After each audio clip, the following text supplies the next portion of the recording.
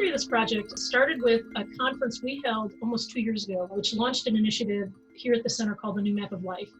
The New Map of Life is intended to look at what the new life course is that really best supports and optimizes a 100-year life.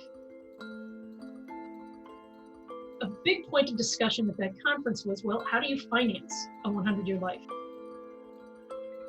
Our current infrastructure really isn't set up assuming that people will live on average to 100. Is there a retirement crisis? Well, that's a question that's hard to answer. Certainly we have substantial challenges. So for example, we know that the vast majority of older workers have not saved enough money to retire full-time at age 65 under their current standard of living. It's also important to realize that one cause of either this crisis or these challenges is that we're all living a lot longer lives. And we should be dancing in the streets that we're living longer lives.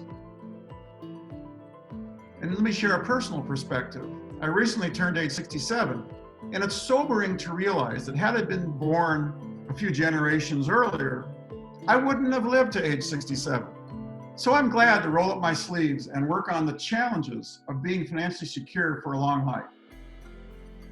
We decided that we must have deep conversations with experts in this field, professors, industry leaders, and policymakers.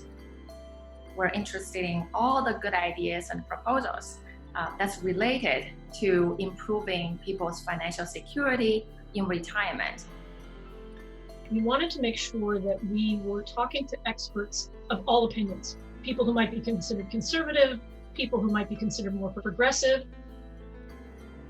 Our goal is to be the respected and trusted institutions that policymakers can look to when they're trying to sort out all the proposals they're hearing to improve Americans' financial security.